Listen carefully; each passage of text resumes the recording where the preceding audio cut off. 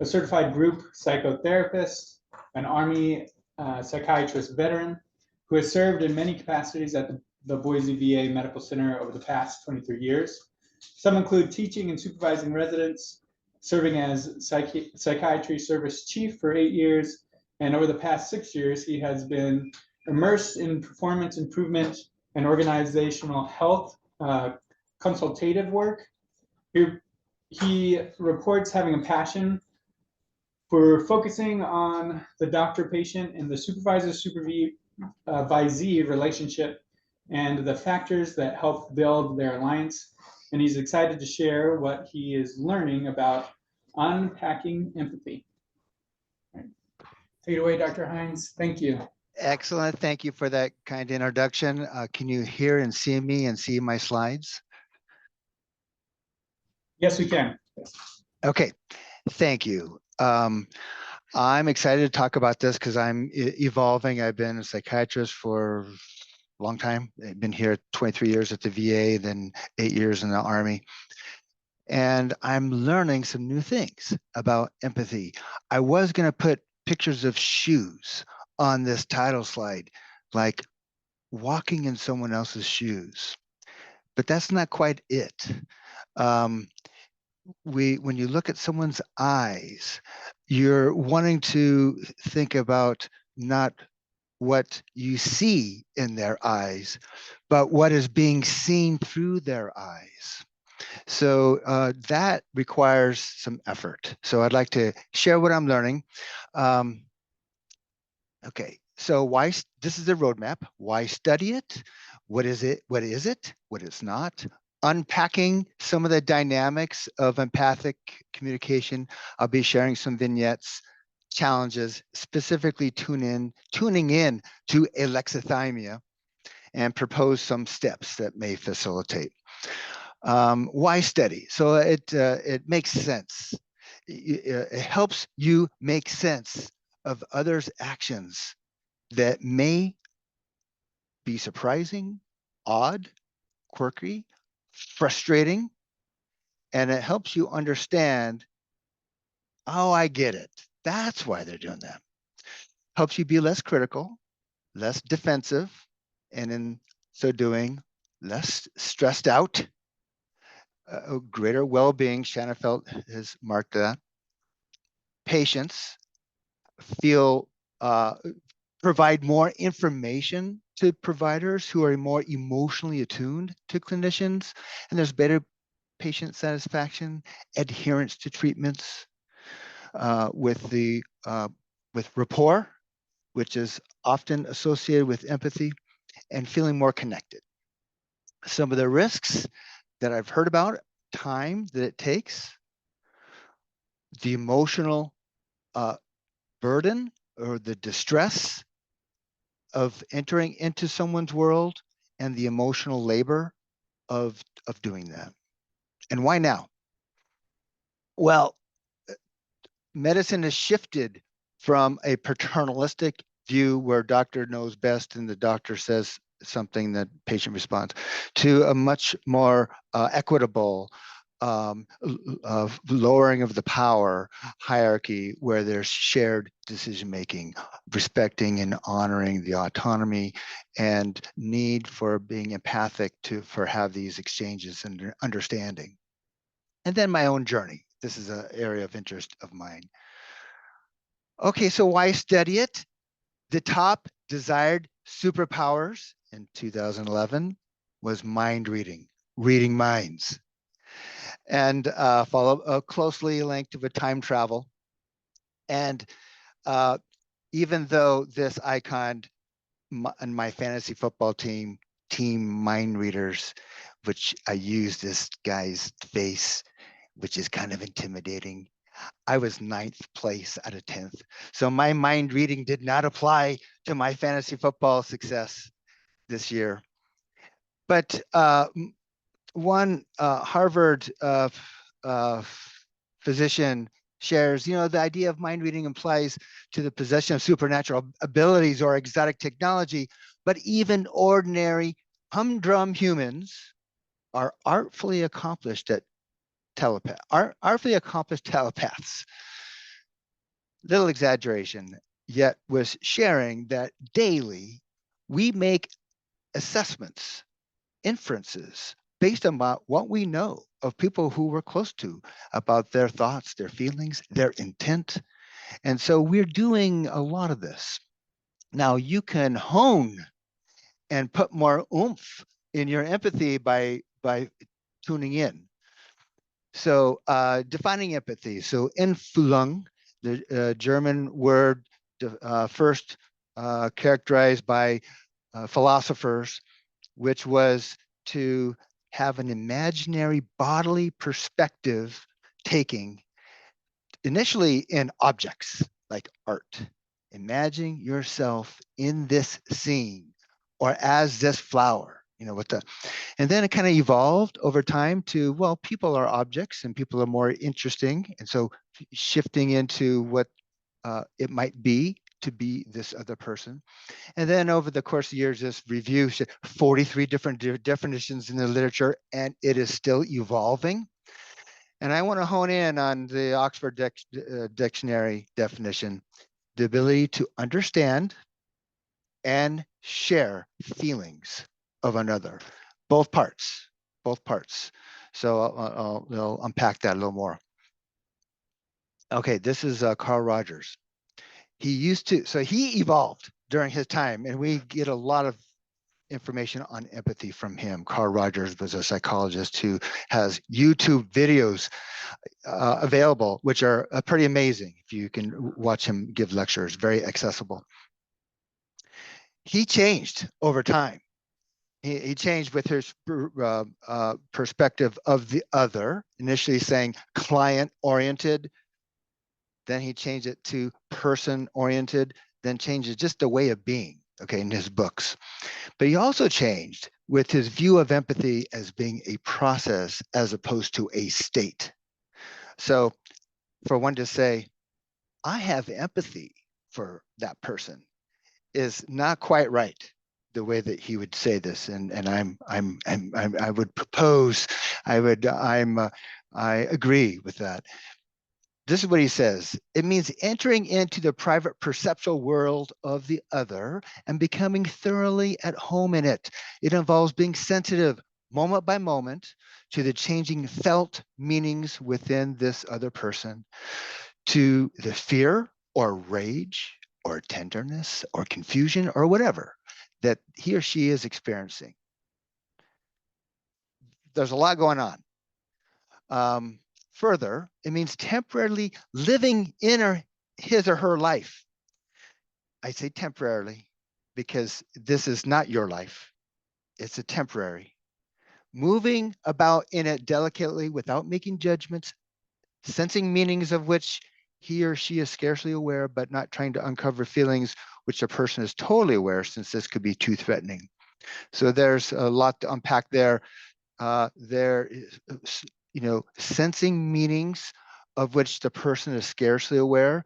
Maybe it's just right below the surface, but they're not totally aware of that. And he uses words to say, beneath the surface.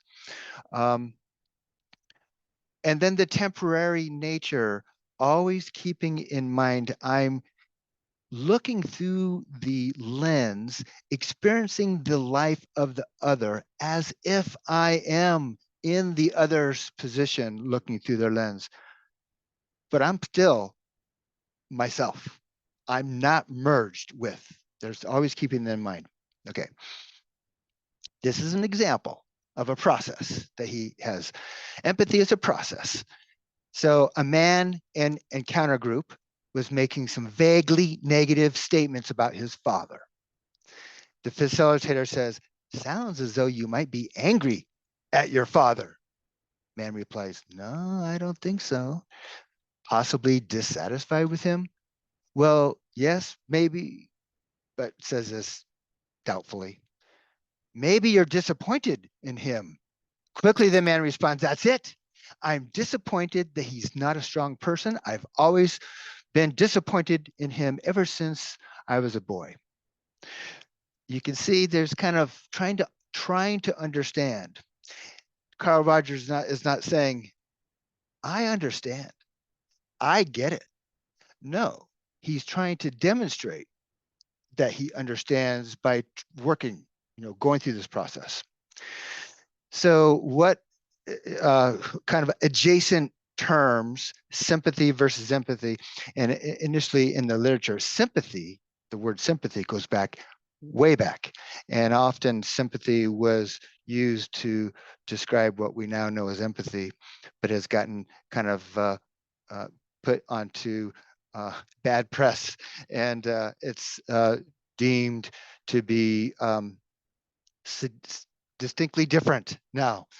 And for purposes of just understanding the two constructs, sympathy and the risk of being so definitional is to put those in two categories, but there's often a blurring.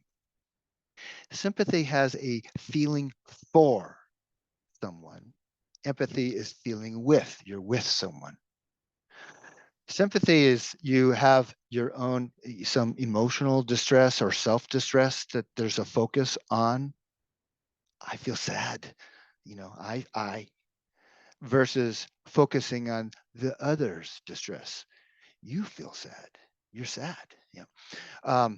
And so there's some risks with sympathy, and I think sympathy gets a bad rap because people say, well, the people are being pitying. If someone is showing pity, that's kind of a power differential, looking down upon, and certainly, sympathy, that would be negative. But there are some risks with, if you have this self-distress, observing something, you might want to make that go away. So you say things, do some feeling stoppers, like Brene Brown has this cute little video of this person who is trying to put silver linings over the dark clouds, and says, well, at least my uncle died last year, and one can say, well, at least it was fast, or at least he's in a better place. Those kind of comments are sympathy. Okay. And they are, try to fix and kind of detour. And sometimes you could have a sympathetic merger where you get triggered, sympathetic, not the sympathetic versus parasympathetic, but sympathetic merger where you're so triggered and focused on your own thing that you go on a trip down memory lane about a death that you had when someone is sharing with you their death. For example, so-and-so died this last, and they said, oh, so sad. My dad died, So then he kind of goes down that road. It's all about that. Okay. And I think sympathy can get a bad rap because as we have these interactions with people who we're not close with, there is value with acknowledging. And, I'm so sorry, heartfelt. I don't know a lot. But there is risk for distancing further with some interventions with sympathy. Empathy is more explorational, seeking what the other is trying to is undergoing, hoping to understand, and entering into the world, like Roger says, and so you pick up some emotion of the other. It fuels connection. This is what Brene Brown said, fuels connection, and it communicates you're not alone. Help me understand is a comment. So those are some of the major distinctions. This is an article by Sinclair et al., and they interviewed advanced staged patients with cancer.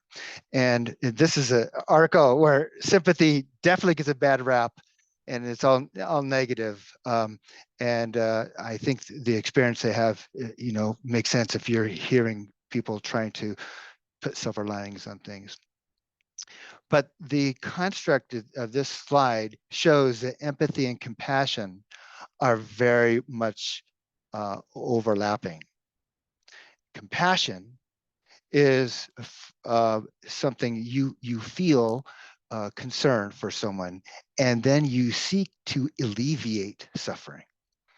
So there's a lot of empathy, but if you have empathy, you could choose to do something compassionate, which is what this model might be, or not.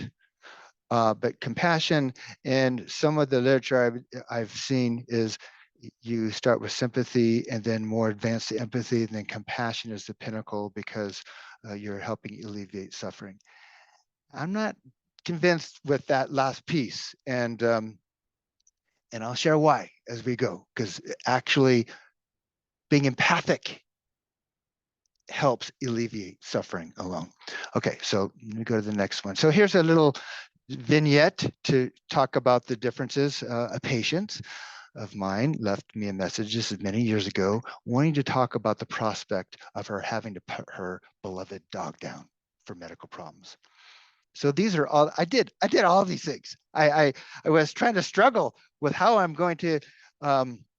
She was crying on the phone, and I said, "Oh, I'm so sorry." And her reaction to me was, "It's not your fault."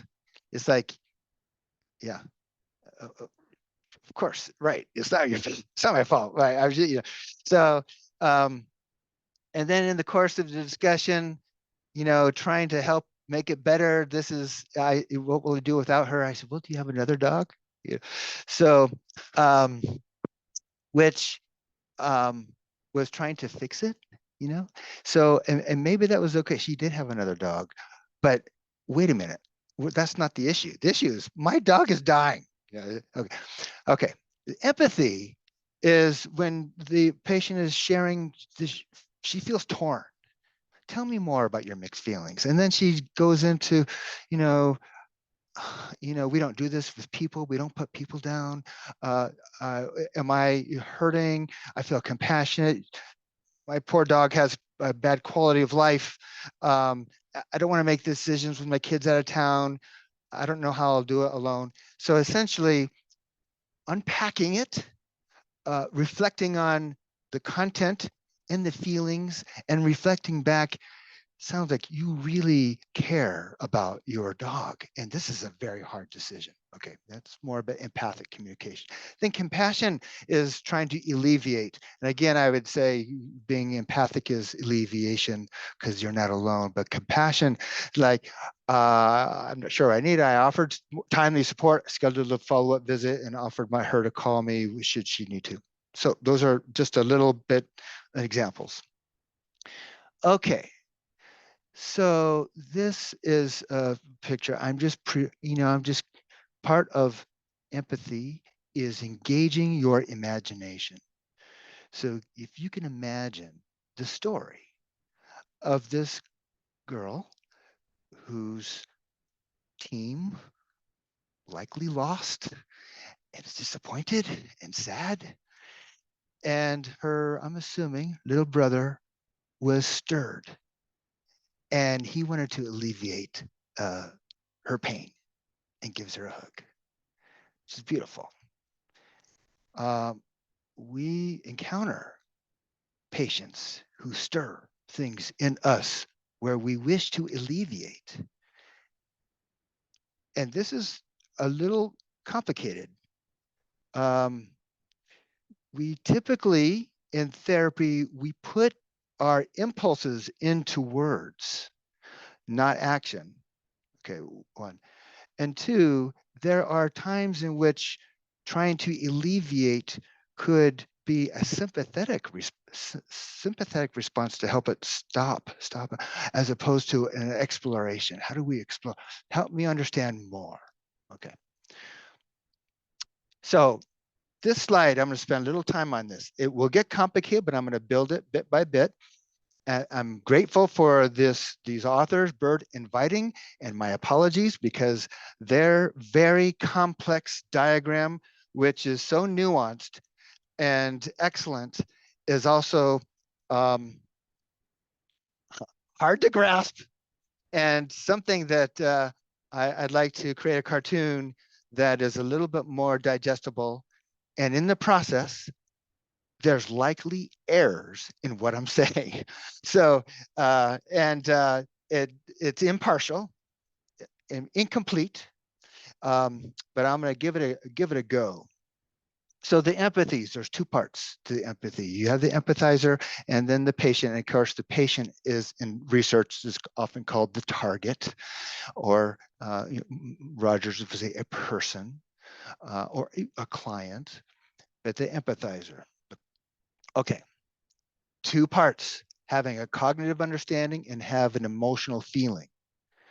And always keep in mind that you're not losing a sense of your own sense of who you are. As you're entering into the world of the other, you're still your own person. So there is a exchange, two-person encounter, where information comes bottom up. It's in some literature. Bottom up meaning kind of feelings, sensations are elicited in you in the course of having an exchange with the patient. So bottom up meaning it's just automatic, and you're getting these affective cues, and we'll, as you read the person, and then you got this you're aroused, activated, triggered. You've got some things going on within you. Now, this is a little fraught because is that reflected? Am I reflecting what the person is feeling? Is this something that's taking me? Am I being triggered? I'm going on a trip. I'm having this reaction, hearing this loss about my other losses here. And then so there is a need to metabolize and sort that through. Okay, this is one input. Then the other input is the situation. So I talked about the situation with the person grieving the idea of having to put our dog down. You know that loss with pets is not only tied to the loss of that pet, but it's a loss. It taps into other grief. So you have that awareness.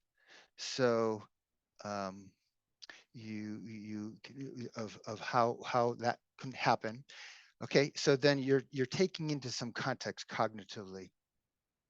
Then, and this is top down to kind of a higher brain order, trying to be thoughtful, understand things.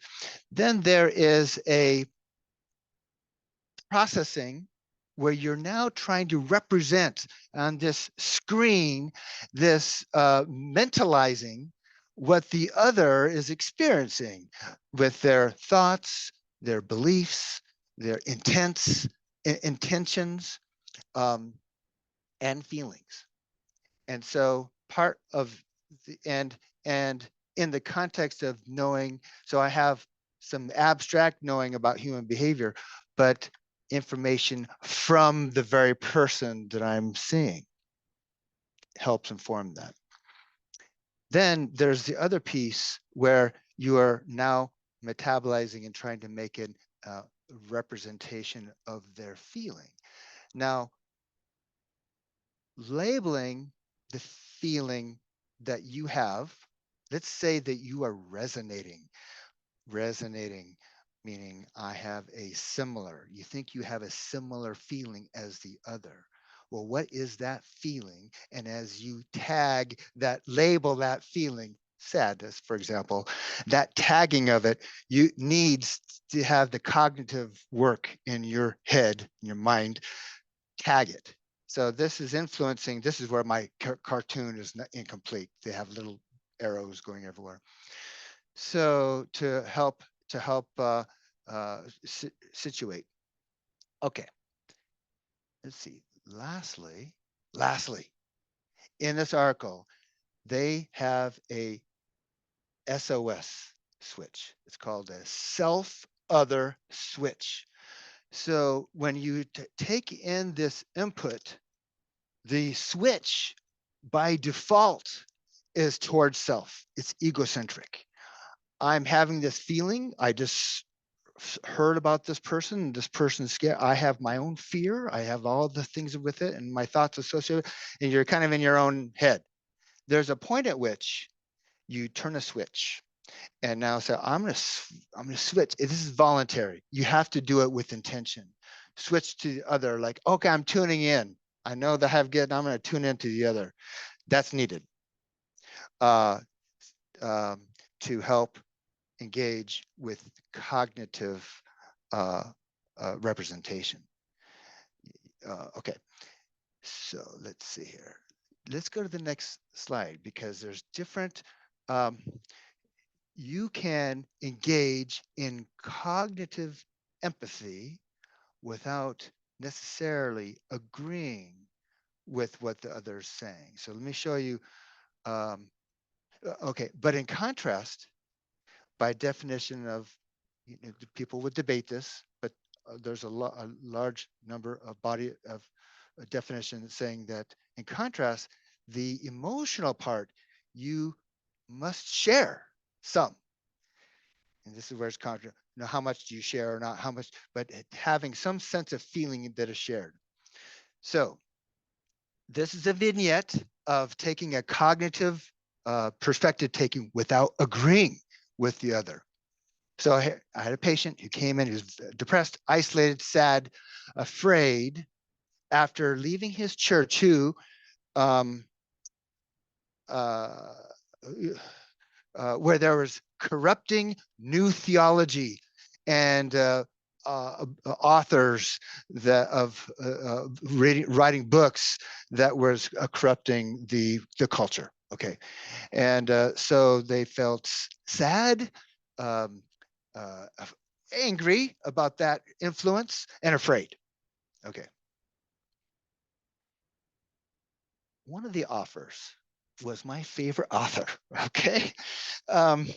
Now, I did not tell the patient it was my favorite author. And I did not need to agree with him for me to feel cognitively understanding, enter into his world, trying to understand the concerns he has and the emotions tied to it. So that's an example. And it does not require my agreement, but rather understanding. Okay. So I mentioned, I'd like to just pause and just talk about some where empathy can go wrong or where you might miss it. Because obviously you look at that previous cartoon, it's complicated. We might want to say, oh, I understand how you feel. Or I feel your pain. Is like you're trying to, well, that's it's about you. So it's not quite, and really, you're not the one who gets to say that you understand. They get to say if you accurately understand, you get them. Okay. Sympathetic merger or a hijack. Here's an example.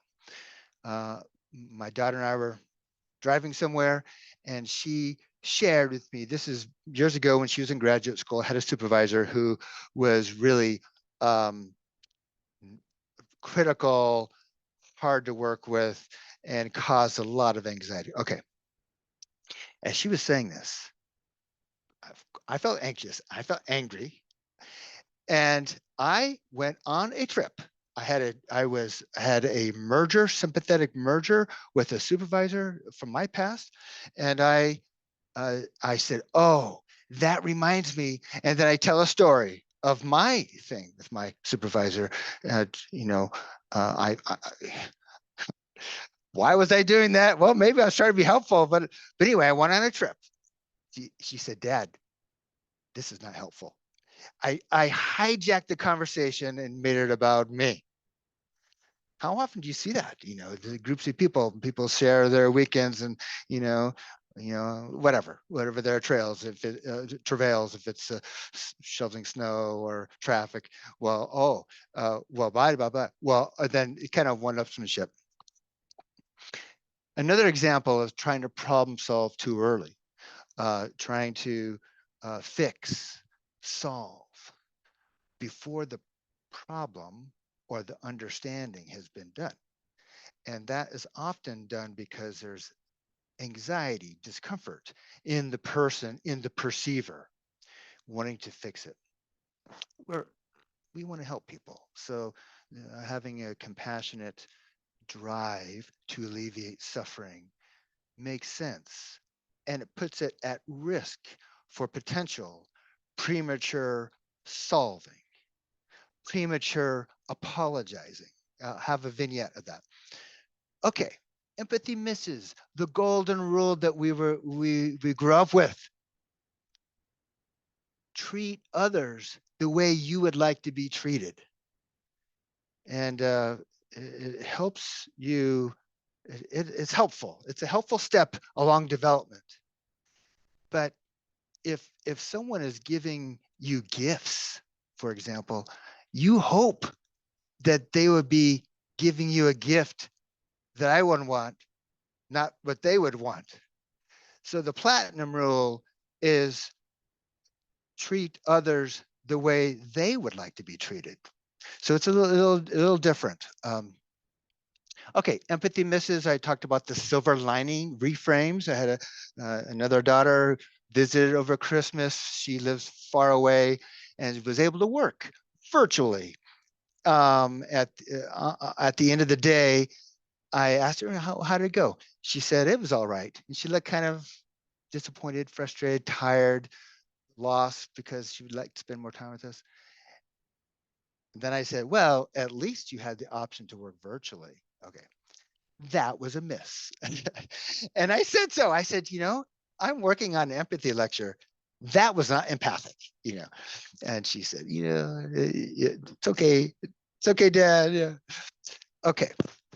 Another empathy miss, a non-response or drops of affect that comes into the room where someone says something. So the patient may say, I feel, scared, angry, alone, whatever. Okay. And they keep going. And the clinician says, or interesting, or got it. Yep. Yep. Not non-response, or silence. And just taking it in, writing notes. I had an encounter where after Christmas, I came back to work and my computer was totally shut down.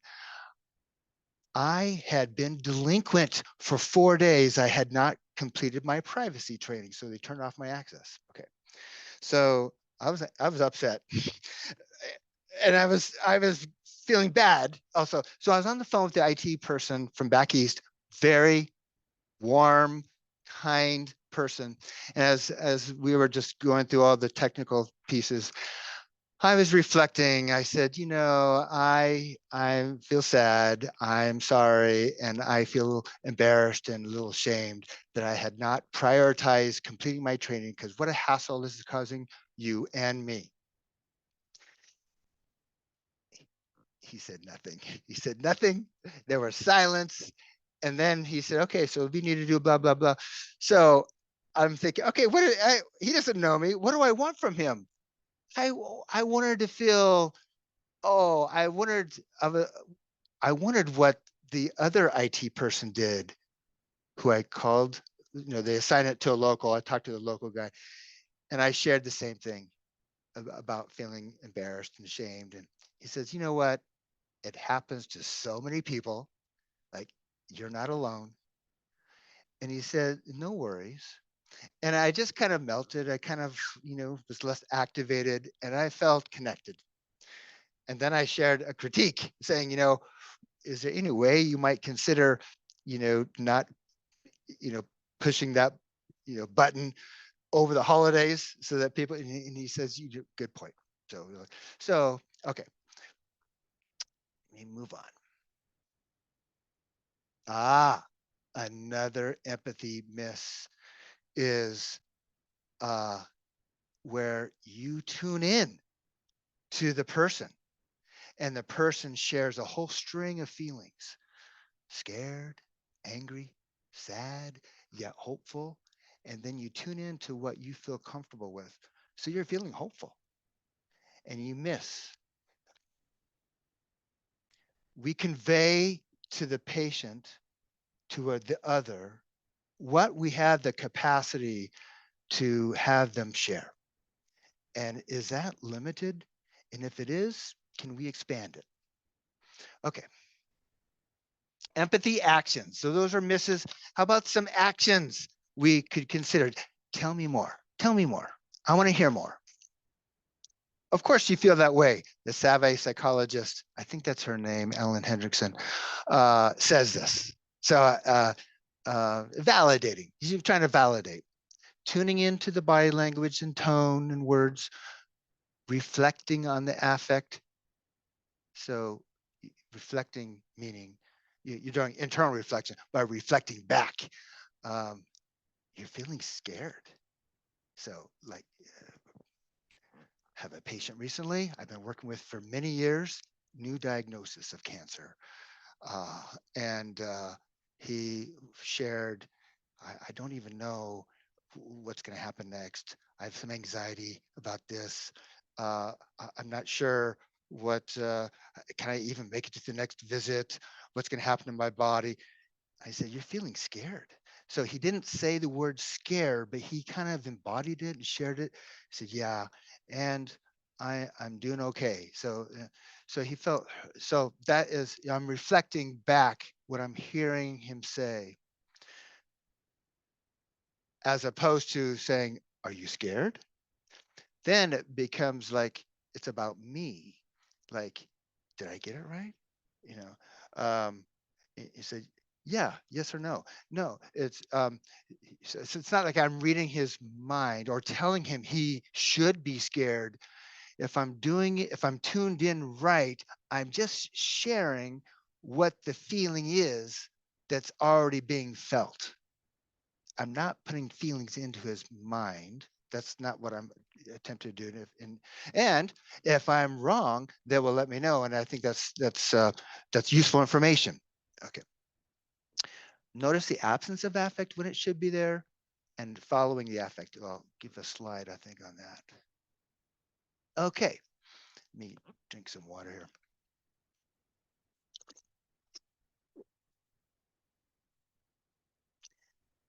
Um, this elderly patient comes to therapy to process grief over the loss of his wife, um, who died many years ago. Um, is still having difficulty and has difficulty at baseline identifying and expressing emotions and tends to detour conversations when he feels sad. After several meetings and after developing a trusting relationship with his therapist, he begins his session sharing how he is grieving his wife's death. So he enters into the affect and is tearful. Then exclaims, "Oh God!" Then shifts the subject to something else. Okay. Following the affect. So he had sadness. What does his emotion, what emotion does the "oh God" comment likely reflect? Okay. This requires a theory of mind, cognitive perspective taking. I'm following the affect. Does a "oh God" comment like that represent sadness? I don't think so. I think it's shifted. He's afraid. He's scared. He wants to change. He wants to change. He changes the topic. Why is he scared? That would be a great query to I another theory of mind, trying to understand what's the other person who has difficulty with sharing tears because of the sense of men don't do that. There could be shame attached to it. So, okay, following the affect. Okay, tuning in to your own state. So these are little like ways in which you can have empathic actions. So tuning in and suppressing your impulse. You may have an impulse. So this patient in his 60s with depression, PTSD, multiple medical problems, personality disorder, who's been hurt by many authority figures. The I begin the appointment after reviewing his chart by saying, I see you've been quite busy with medical appointments since the last I saw you. He says, what do you mean the last you saw me? How about all the other medical visits before that? Okay, my impulse was defensive. I was thinking, wait a minute, I was just trying to start the conversation. I was aware, uh, felt attack and how I wanted to kind of say how he got it wrong. Okay, that was my internal. I don't think that was helpful. So I said, sound like my comment, narrowing to only your recent medical visits dismissed and undermined all of the engagements you'd had over the prior years as you manage your health conditions. I had not given you credit. And he says, you're right. You hadn't given me credit. Now laughing. And we moved on. Didn't take much time, but I think there was risk for having this begin an appointment that would have gone downhill. Okay, tuning in and suppressing the impulse. And so part of how our brain does this, our brain, the cognitive perspective, taking the green, the medial frontal cortex is huge in understanding the cognitive perspective taking along with these other parts on the parietal temporal lobe. The empathic or the affective brain responses are deeper. Okay, so more primitive. So you got different things being activated. This is a busy slide that I'll go through quickly. This is a sagittal cut of the brain forward. This is at the back, and this is the frontal area. And we're actually focusing in on this green area, the medial frontal cortex. So, and the subjects were asked to mentalize thinking about something with a task. Okay. And so the colors represent functional lighting up of the brain when they're thinking about something. So in this case, Mitchell was just thinking about having the subjects think about something that would be in alignment with what they believe. And so this is where it lines up. But if you are asked to think about something, mentalize what the other might be thinking that's different than your own sense, lights up a different place in your brain. Okay, and then also looking at the difference between having the cognitive understanding point of view versus thinking about someone else's feeling is lower. And then lastly, mentalizing includes, mind reading, predicting what people intend to do. And they gave us in private, like changing a light bulb that went out in private, predicting a private action elicits these centers, and then predicting a action that will require some communication with another, like helping with a map, reading a map is different. So there's complexity what's going on with our brain, and to be aware of our potential to mindlessly react in ways that we may not wish. Carl Rogers focused on accurate empathy. It's accurate empathy as one of the three pillars. And this is about the clinician. Congruence being real. What you see is what you get. You're not being fake. And then unconditional positive regard. So part of the process of understanding. And the emotional intelligence literature, empathy requires impacts, inputs from all these other areas. And I better keep moving just because I'm running out of time here. Patient. Here's a patient story. You were 18 minutes late. Patient A said this. I had been treating this gentleman for over 20 years. Situation, he's in the waiting room. I came out, had a long appointment, which went way over. I'm so sorry. He's silent. He stood up with the aid of his walker, looked at his watch. I almost left.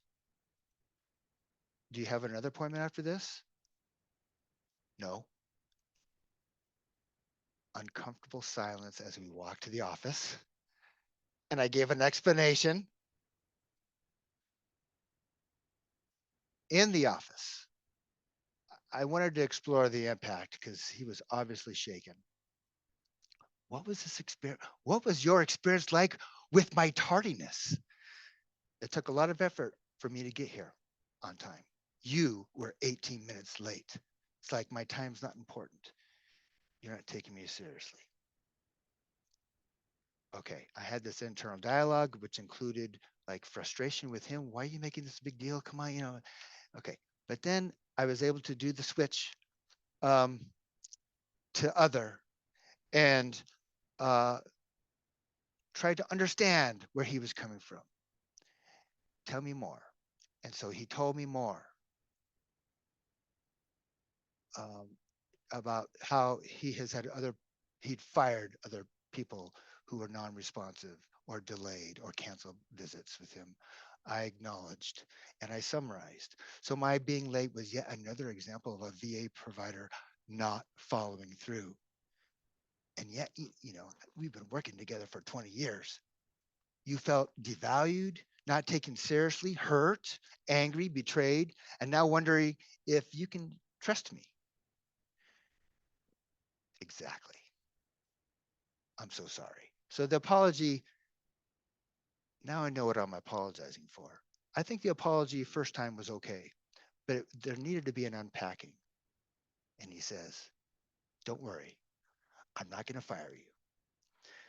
Okay, let me keep moving. Empathic actions. So these are summaries of um, tuning into self, suppressing your judgments and impulses to understand them, discern what is yours versus the others, activate the self other switch, and that's not only one, it's always kind of going back and forth. There's taking things in. Other focus, tuning into the other, actively listen, repeating back what you're hearing, double checking for accuracy. Halpern talks about engaging in affectively, emotionally informed curiosity. Okay, and what do you tune into? Words, tone, fast, slow, sharp, limbic music. What are you picking up? What is your body? What's your sense? Reading your eyes. And there's a slide you can take online that's used to interpret your what different expressions. And this is the practice slide. So for example, this guy, the practice is one of those four. And I won't tell you what that is. You can look it up online. People with autism score lower than neurotypical people. And I'm going to talk about autism. So, okay, another patient with dementia who I've been working with for many years. It's a fairly new diagnosis. He comes in and says, to be honest, it's been pretty damn rough. And the practitioner says, it's been pretty damn rough. No, he says, it's been pretty rough. It was censored. It did not repeat, omitted the damn. Okay, so there's empathic misses. So I normally don't typically swear outside of work, but I use the words that people said, but I censored myself with him. He's conservative, and so I don't know, but he used it.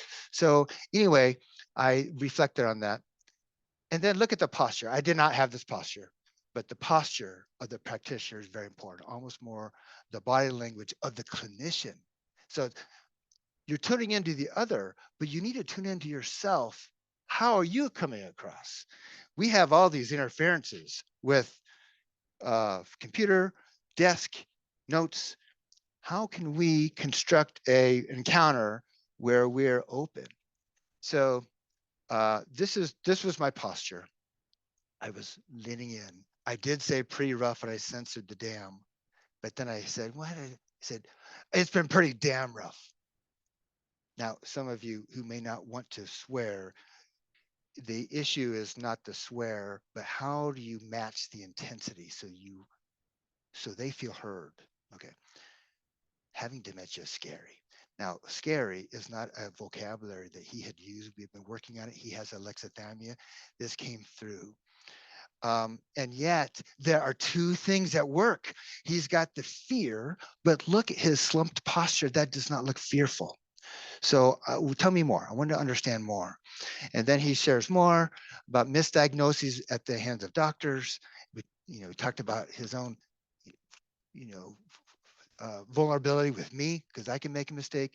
Several deaths, scared of your own mortality, denying it. I'm having to wear diapers. Now this is getting closer to the slump posture. Not not yet. He starts to cry. Starts to cry. I noticed you pause and your eyes tearing up. And then he says it's scary. Okay.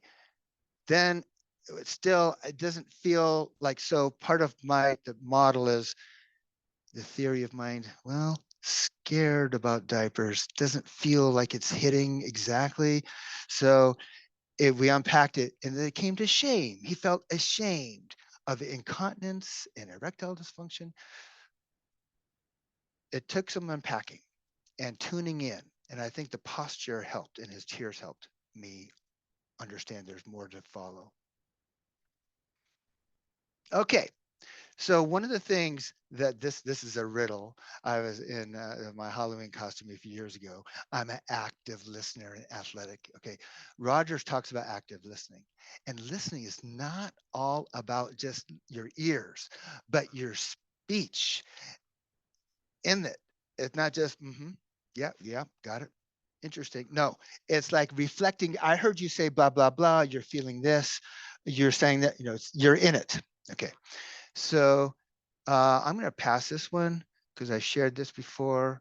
I'm going to okay. I'm going to go to a case of a patient with alexithymia and autism. And people with autism have a deficit in cognitive perspective taking. So it's hard for them to imagine. The self off self other switch is really tended towards self. It's hard to see in the others. And other researchers are saying, well, it's not just that, is that there's social isolation. And so there's less social interaction. So there's less learning that comes with what the others may believe. Then a huge influence is alexithymia. 10% of the population have alexithymia. 50% of people with autism have alexithymia. Unable to read detect, distinguish, describe their emotions or imagine. And these are some of the feeling adjacent words, which I like to listen to. This is another clue. These are not feelings. And so when people say that, it's like there's not a language for it. So I'd like to share a vignette, and I think this will take us to the end of the time. I have more to say, but I'm going to share this vignette because I think it shares a lot about autism and alexithymia. This is a patient in 30s, autism, alexithymia, whose mom is his guardian, who reports crying easily for no reason over the past 3 months. Tell me more. What gives an example of during a Star Trek episode when Spock, his role model, along with his role model Data, um, Spock starts singing, cries out. Patient. It's weird. Crying is weird as a man. Can you unpack the weird? I feel better about it since my counselor reassured me that he has seen other men cry.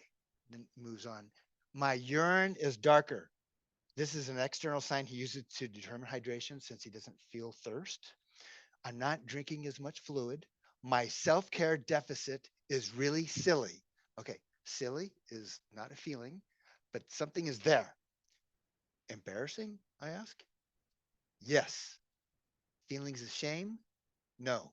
Well, actually, then tells me a story of shame around not remembering to register his car, being pulled over, feeling embarrassed from his mom, who he tried to say, I can live independently, and it had an impact. Okay. And then I say, your feeling of shame triggered a story of another experience of it. He says, I know I get distracted and get off topic. I said, no, your association with the topic is important. Patient, you're right, it is. Me. While you labeled your self-care as silly, it sounds more like shame. Patient, it's like all strong emotions, positive or negative. I feel the same. A hollowness like sucking vacuum in my chest. I'm not sure what emotion is. Sounds scary.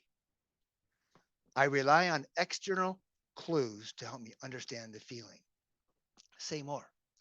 When I cry and then have suicidal thoughts, then I know I'm depressed. When I cry and laugh, I'm happy. So you were surprised that you cried with Spock's singing. You identify a lot with him with how you express emotion. I wonder if your tears reflect a yearning to shift to a different type of expression than he did. And also the sadness that discerning emotions is not easy for you. I think you're reading too much into it. All right. Um, Me, you figured out a way to help you understand what's going on. Yes, I've been doing this all my life. This is my first time I've talked about it. What is it like to talk about it with me? I've been tearful throughout the session. He had made some comments. Right. And it's okay. Sounds like you have some curiosity to learn more. Patient. Curiosity is a good word. Yes. I had to be very active with him trying to unpack things. And I think someone with alexithymia, you have to use a lot more of your imagination as a person interacting with them, and multiple failed trials, but trying to sort it through. Okay, I have another one we don't have time for. Um, Empathy is compassionate. Carl Rogers says, it's empathy is in itself a healing agent. So in summary, empathy is unfolding. It's an unfolding process between two people with complexities that takes effort, and it's worth it. Thank you for your time. We have 30 seconds left, so I'm happy to answer questions, but or you can reach out to me. We went up to the hour. My apologies. So